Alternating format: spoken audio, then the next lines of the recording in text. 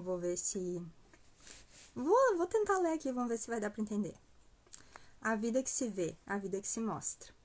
Há uma discussão acerca da vida que se mostra online, sobre ela ser ou não real, sobre a vaidade de mostrar-se sempre bom, exemplar em tudo.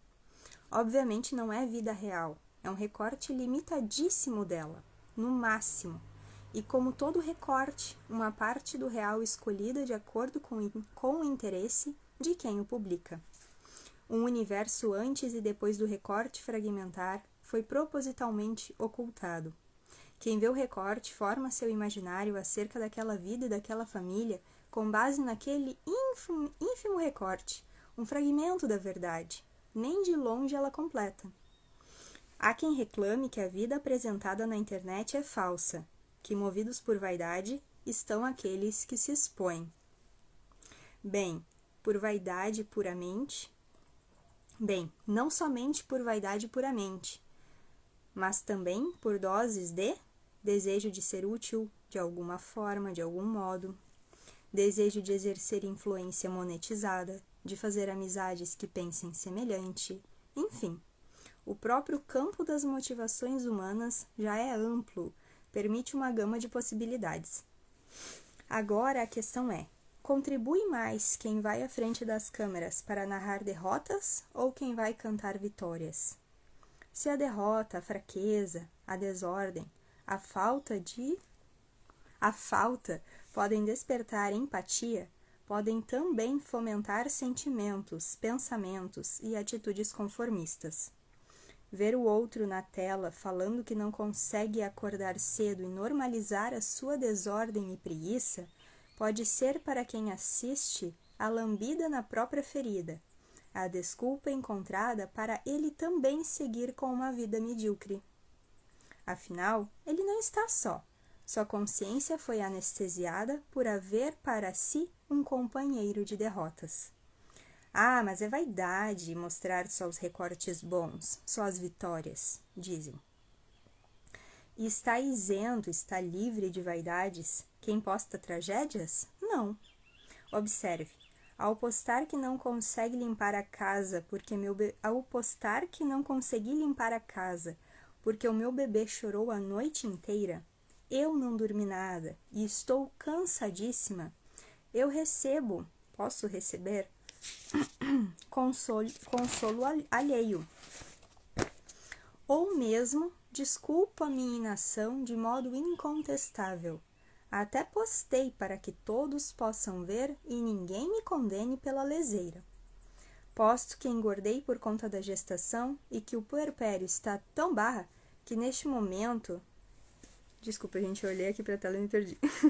Posto que engordei por conta da gestação e que o puerpério está tão barra que neste momento meu foco não é cuidar do corpo, mas só da minha mente, que é um discurso muito ouvido hoje em dia, né? E que cansada como estou, é justo me dar altos mimos.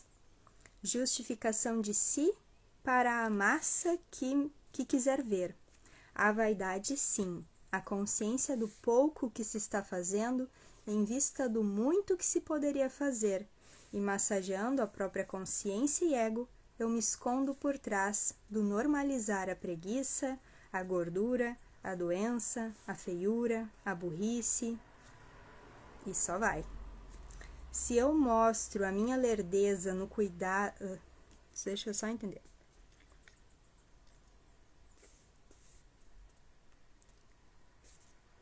Se eu mostro a minha lerdeza, o meu desleixo no cuidado do lar com a desculpa... Não, é desleixo mesmo. Se eu mostro o meu desleixo no cuidado do lar com a desculpa de lerdeza para gerar empatia, para conseguir várias dicas de como ser mais ágil, produtiva, etc., assim como pode ser uma busca sincera de ajuda, pode ser estratégia de engajamento, pode ser busca de gerar empatia e fidelizar a audiência, pode ser uma ação irrefletida mesmo, da boca para fora, ou uma autojustificação online. Ou seja, não sabemos a motivação e nem nos compete.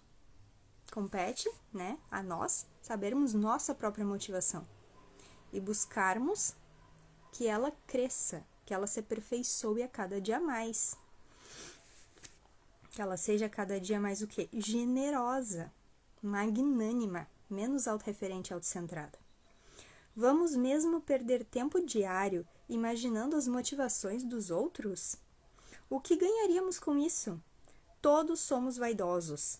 Há, porém, vaidosos menos úteis, massageadores de ego e aqueles mais úteis, os de vida exemplar, entre aspas. Todos nós temos problemas, pontos fracos, vícios, lidamos com nossas barras diárias. Se escolhemos por dividir o que é bom, o que acrescenta, não necessariamente, se escolhemos por dividir o que é bom, por postar, colocar na internet, aquilo que acrescenta, não necessariamente é para sermos vistos como excelentes e infalíveis, mas para difundir o que é bom, o que dá certo, meios possíveis, facilitadores, etc. Não há entre os homens vivos exemplo perfeito. Há bons referenciais disso ou daquilo.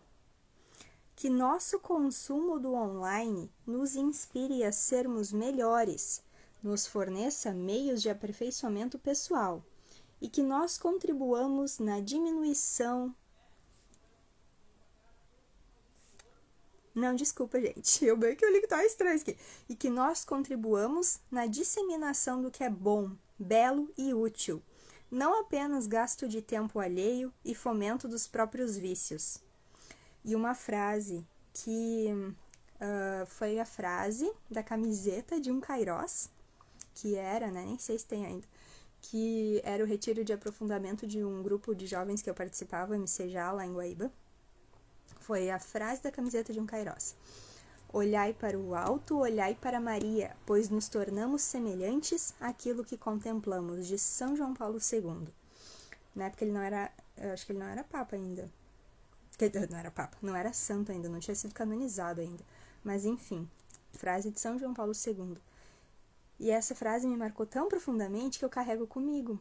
E eu quero trazer para cá hoje, para esse dia no Instagram. Olhai para o alto, olhai para Maria, pois nos tornamos semelhantes àquilo que contemplamos. O que temos contemplado? Para onde temos olhado? Temos dado palco, nosso tempo, nossa atenção, colocado nosso coração em quais pessoas?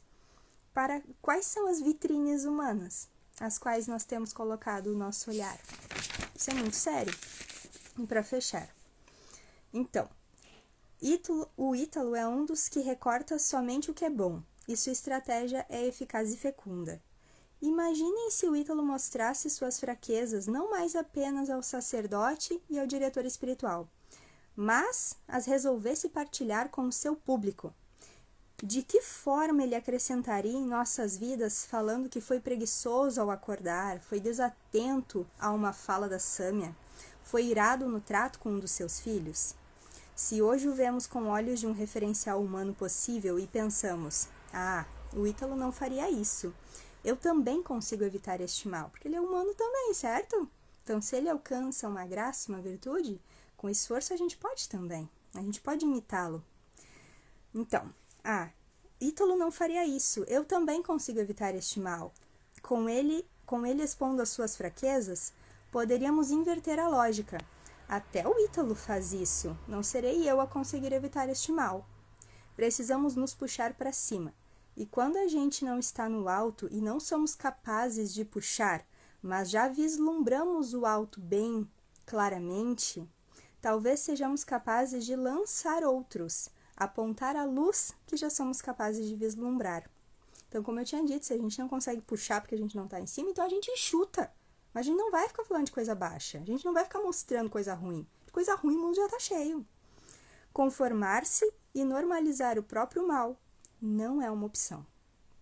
Então, foi difícil de ler, a leitura ficou toda cortada, porque hoje eu acordei, infelizmente, eu acordei e antes de fazer a oração da manhã, veio na minha cabeça, eu peguei meu caderno de oração E eu escrevi, assim, esse texto que eu não tinha nem lido, pra falar a verdade, mas eu fiquei com vontade de falar sobre isso. E daí na missa São Paulo, e daí depois eu tive essa conversa com meu marido, que o meu marido puxou. Aí depois eu olhei no story ainda um negócio que me fez pensar a mesma coisa, e eu, tá, beleza, vou ler esse texto aqui. Então, assim, deu umas trancadas, porque sabe quando a gente senta e escreve? Eu sei, pelo menos, porque eu sempre escrevi bastante. Então, foi isso. Daí tem coisa aqui que eu rasurei, que eu escrevi, ai, tá errado. Por isso que a leitura ficou um pouco trancada, mas se alguém tiver interesse, assista, vai ficar gravado o textinho que eu escrevi hoje sobre esse assunto. Moleza, fraqueza, coisa ruim não é opção. Não vamos partilhar o que é ruim. O mundo já tá cheio de porcaria. Fiquem com Deus.